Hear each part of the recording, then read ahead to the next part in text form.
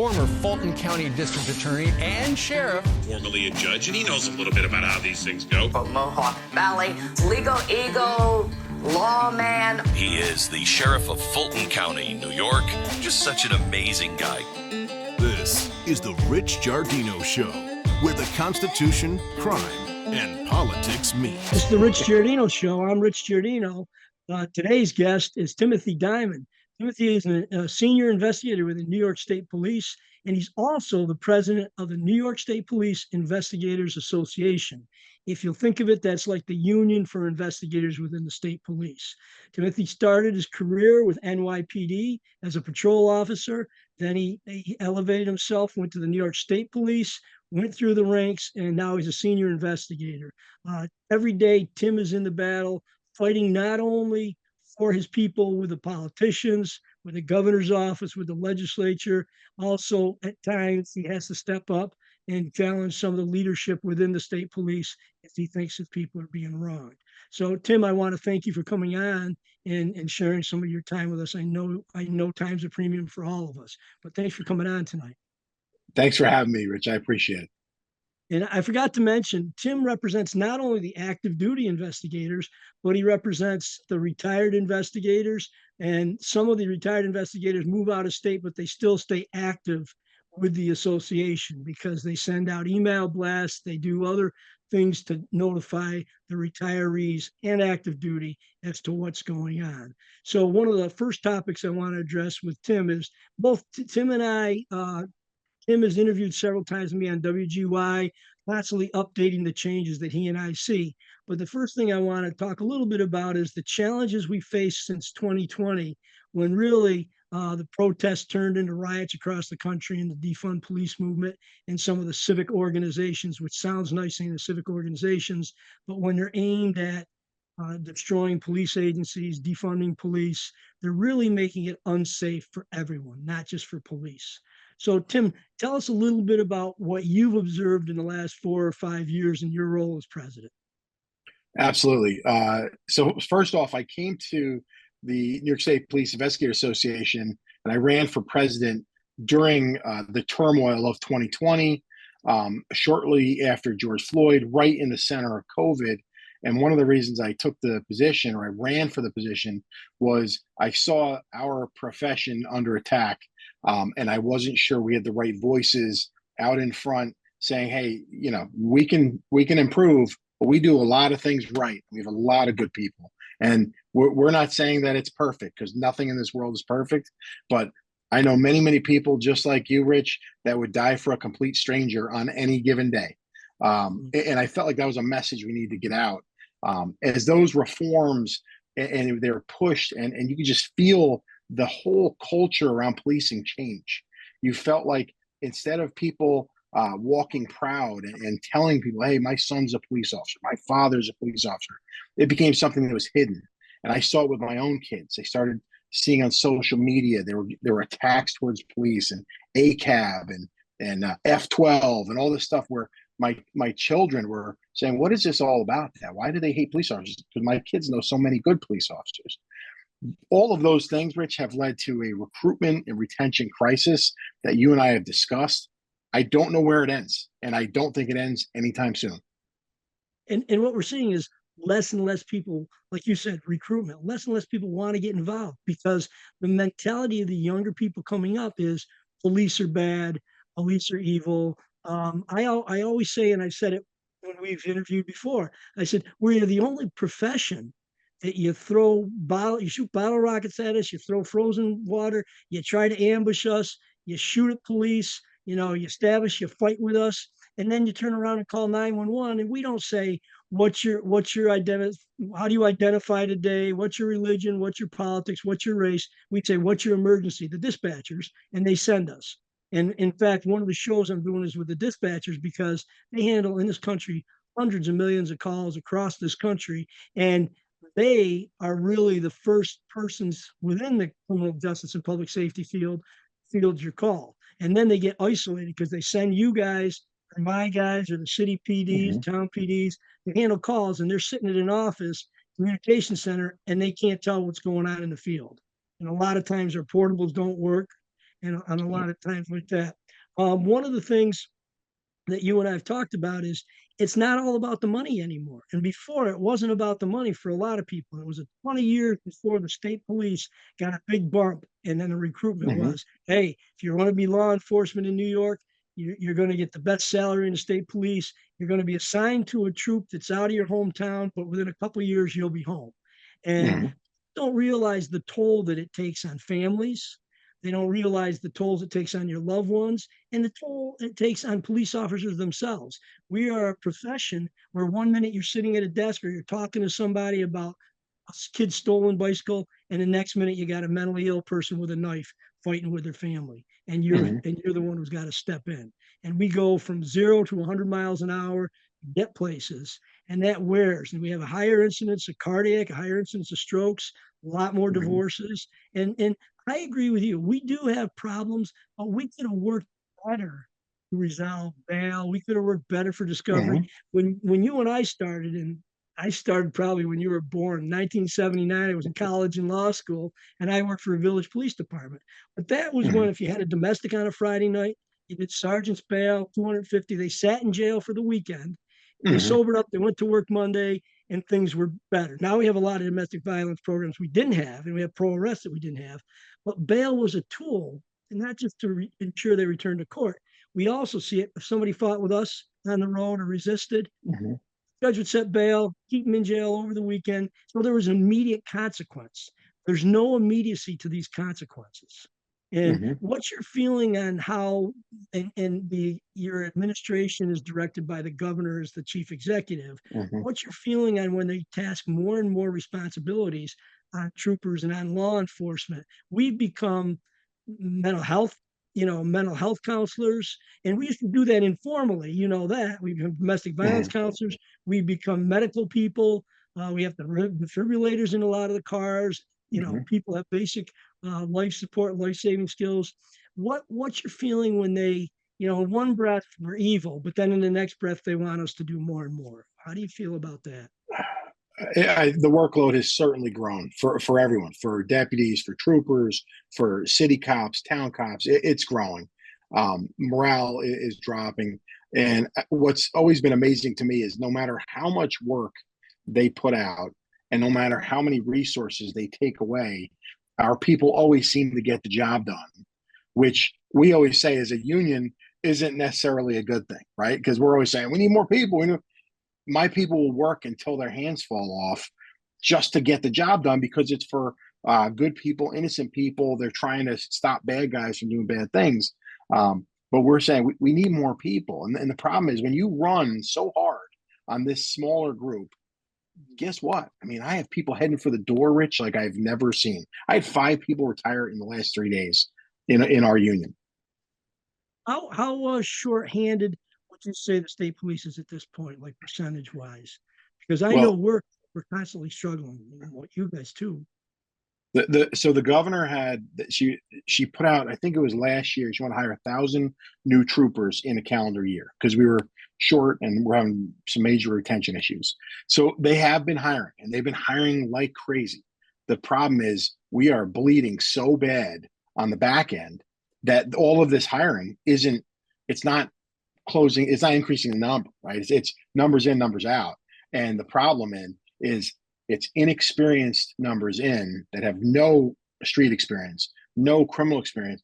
And then we're losing 20, 30-year guys out the back that work murders and rapes and robberies and have been there through all of these different situations. They're not the same. 5 22-year-old kids is not the same as 5 senior investigators that have been through it for 30 years. It's just not.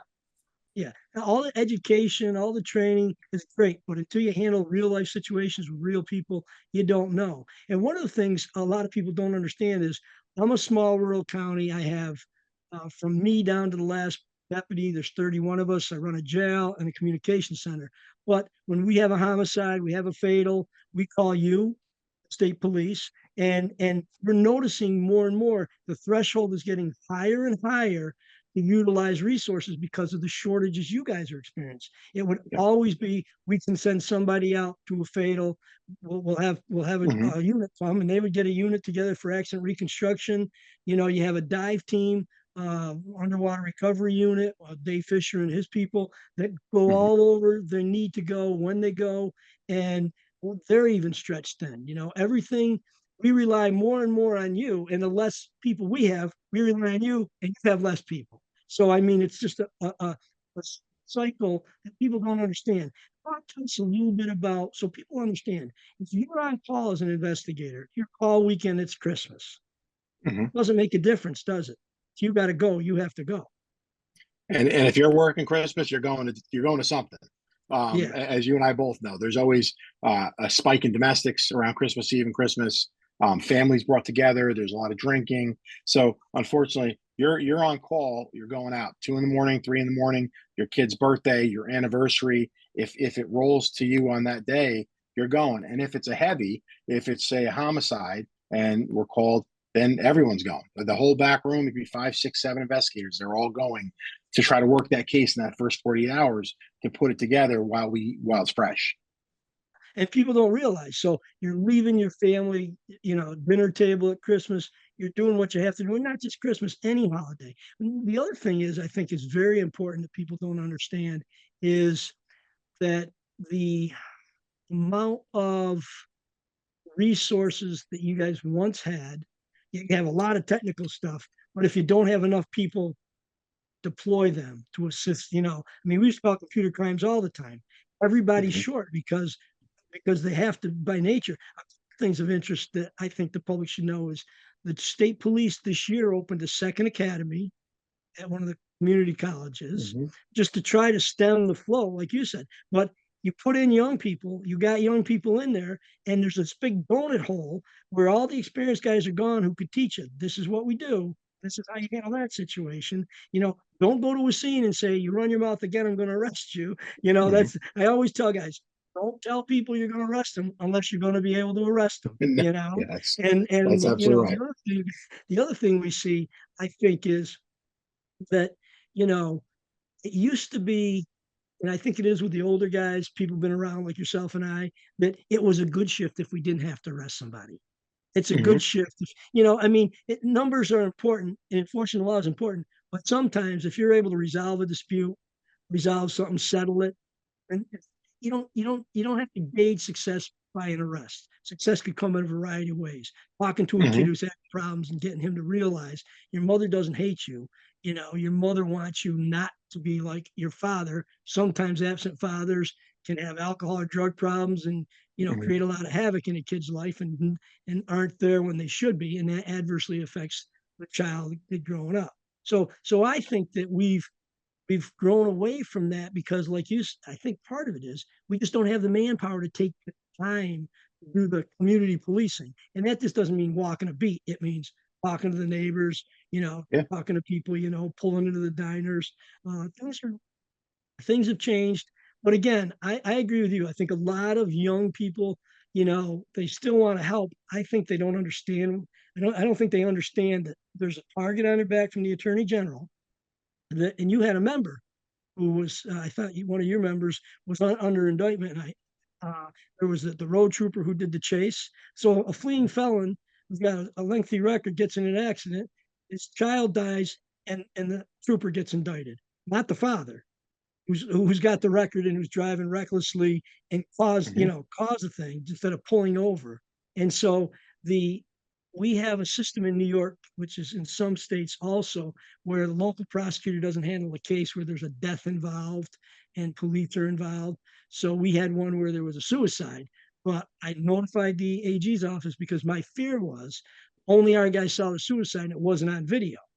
So I said, Mhm. oh, better notify him because later on, if the family or somebody says the cop set him up or whatever, and it was a Mhm. clean, I mean, if he had done it in the house 5 minutes before, it wouldn't be an issue.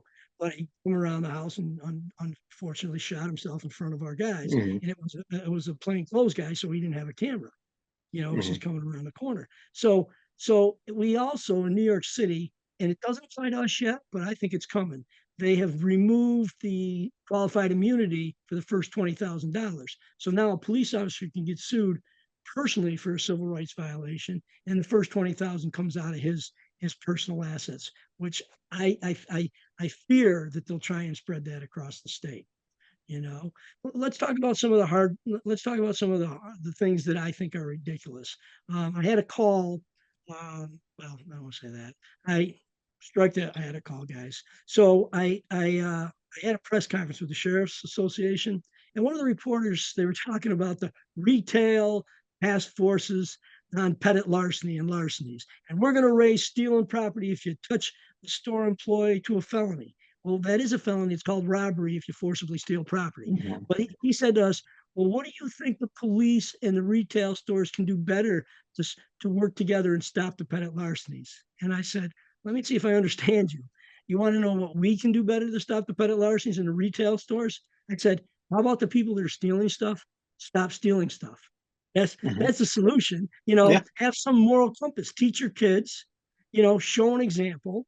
And it's not people Mhm. stealing bread because they're starving. They're stealing stuff to sell for either drugs or to make money. Let's talk a little bit about and I know some stuff you can't disclose because I got the same problem, but the FBI director, Ray, has said 3 times before Congress that the border is being overrun with drugs, with gangs, with cartels, with child trafficking, and the border patrol can't ask a child if they're with an adult if they're there freely. They can only ask the adult if the child's theirs. And we're seeing, people don't understand, we've got a big problem in the northern border. It's Mhm. almost quadrupled in 4 years of people coming in the northern border, and we've seen Mhm. over 72. I read an article the other day in the Times Union, 72 different countries coming over through Canada, because Canada can take people from Mexico without passports and stuff. So they get into Mexico and then they fly into Canada and then they come across our Mhm. border. But tell us, or tell the listeners, how serious this threat is we're getting from the immigrants. And I'm not saying every immigrant, but why would somebody from, who's not from South America, from China, or from Yugoslavia or other these be coming in from Mexico? Why? How would they get to Mexico to then come into our country? And what are they up to? You're, what you It's know. it is it's such a big issue, Rich, that it's actually daunting to even conceptualize how you stop it and how do you fix what's already been done. That's there's, to me, the progress can be made in securing the borders, making sure that there's a process, a fair process for everyone that wants to enter the country. They go through the same process. We try to limit all the criminals, and obviously there's a huge amount of offenders that are coming back in that have already been deported. How do we fix that process moving forward? My fear, though, is so much damage has been done. Rich, they're here, and I think that's what the FBI director is trying to say to a lot of people that I don't know if they're listening. Is that there's a lot of dangerous people that have already entered the country, and now we're trying to mitigate those problems that are already here. They already have cells here. They're already set up. That, to me, looking at it, I can definitely give you a plan moving forward. But Yeah. man, a plan to fix what happened, I it's going to take a lot of time and effort and resources. And the public doesn't understand. We're not kidding. We're not anti-immigrant. We are do it the right way. There's no screening. Once they get in the Hmm. country, it's years before they show up. And we in New York State, as you know, Governor Cuomo signed the green light bill or whatever it was. It said we're not supposed to exchange information with the feds if we stop somebody who doesn't have a New York license, but a license from out of the country, and on a regular routine traffic stop. So how do they know? It's a sad state of affairs because the press won't cover when President Biden's own FBI director and Homeland Security director say the same thing. You don't hear about it. There's a couple of articles in the New York Post and on Fox News, which are, right leaning, conservative leaning, but you don't hear about it from NBC. You don't hear about it from Hmm. MSNBC, CNN. They're not telling you, but these leaders who were appointed by President Biden are saying it's a dangerous time. And one thing I did hear the other day is they really believe that our next 9/11 is coming. And part of it is because of the It's border. And people, when I tell people that, they look at me like I've got, antlers growing out of my head. I said, I'm serious. You don't understand. I mean, the people who are monitoring this are telling us look for red mhm. flags. Rich. I think that it's and this I think sometimes is a good thing, but there are so many people in our country that don't realize what evil exists in this No. world, and if you've been in law enforcement or you've been in the military and been deployed, you certainly see things that the average person doesn't know exist. They don't realize that there are people that will hurt you just for being American. There are people that will hurt you just for being from this country. And I think that's a concept that I hate to say it, but we forget. We forget that there's people that want to take what you have, that freedom you have. And they don't understand that, yes, there are plenty of good, hardworking people coming across that border. There are people who want to come here for our schools, and they want to work hard, and they want to contribute, and they want to raise a family. But that's not the portion we're worried about. It's the 5% or 10% that are coming across to do harm to people here. That's a real thing. And 5% of a million, or how many millions it's been now, it's a lot of people, a lot of bad guys. I have to do a commercial plug. So listen, if you enjoy our conversation and you want to keep the dialogue going, please like, share, and subscribe to the Rich Giardino Show on Apple, X, YouTube, Spotify, and anywhere where excellent podcasts are shown, and mine. So you'll have a good time with that. But you know what else, Tim? I think I think the more anti-police stuff, venom that's out there, the vast majority becomes silent. It's like Richard Nixon's vice president, Spiro Agnew, said, the silent majority. And Richard Nixon said, the silent majority. And I think the silent majority of people you and I meet, when they see your shirt, they see my shirt, they see me, hey, we back you guys. But I think a lot of people are afraid to publicly say that because they don't want to be canceled. They get this George Floyd thrown in their face. You know, at one point there was 900,000 law enforcement officers across this country. Now we're down to like 750,000. And when one officer does something wrong, it reflects poorly on all of us. And you know, one bad apple. Look, there's a percentage of bad people in every profession. I don't care what profession, lawyers, doctors, you know, police. But we try to do a good job of policing our own because we don't want to be tainted with that. Before I go, is there anything that I didn't ask you that's important message? I mean, I know we both share we want to thank the public that does support our unions, does support our people. But what else? Is there anything I forgot to ask you that's important to let people know about? I mean, Rich, I think when you talk about the silent majority, I think people in their minds think that that's only Republicans or conservatives. It's not. It's that middle, what I always say, the middle 80%, right? It's not the 10% far right, 10% far left that are never going to see the middle. It's people that ride that middle line. They're like, yeah, I need police in my neighborhood. I like to feel safe. I like for my kids to be able to go to school and me not worry about something happening there. That's the silent majority. Everybody's so polarized anymore with you can't talk to this side. This one's wrong. They're evil. This, you know, instead of saying, hey, how about the reasonable people of the world? We come together and we make a freaking difference, right? And get things back to where they should be. And there's a happy medium because, you know, I said in one of the programs, I said, I think that the rule should be this simple. Before the legislature passes a bill, before the AG makes an order or the governor makes an order, the question is, does this legislation or this executive order make it any safer for the good law-abiding citizens in this state or in this country? And if the answer is no, it doesn't make it safer for them, then you don't pass it. So much is turned around. Now the target's on a police officer's back. You know, we are the ones who we're the only profession that doesn't have the presumption of innocence. If you're accused of something, you know, you're suspended, you know, you're investigated, you could get indicted. And it's like, oh, look at the video. Look at the 30 seconds of the end of this video, what the police officer did, not the 5 minutes leading up to it, you know. I think overall, video, body-worn cameras and car cameras have made a positive difference for us in self-policing and also for proving cases and showing that, you know, I can tell you it's discounted more false complaints against my people. When people call to complain and I say, you want to come see the video? Oh, no, I don't have to see the video. I don't want to complain, you know? Hey, listen, thank you very much for joining me. I hope you're safe the rest of the summer. Enjoy it. I'm going to be on GY again in July. So I'd like to have you back on GY with me. We don't have to be in front of these cameras. I have no air in this room. I'm dying. So, hey, Timothy Dymond, the State Police Senior Investigator and President of the New York State Police Investigators Association, representing over 3,000 active duty investigators and retired investigators from the New York State Police. Thanks a lot, Tim, for being with us. Thanks, Rich. Take care, and I'll be in touch.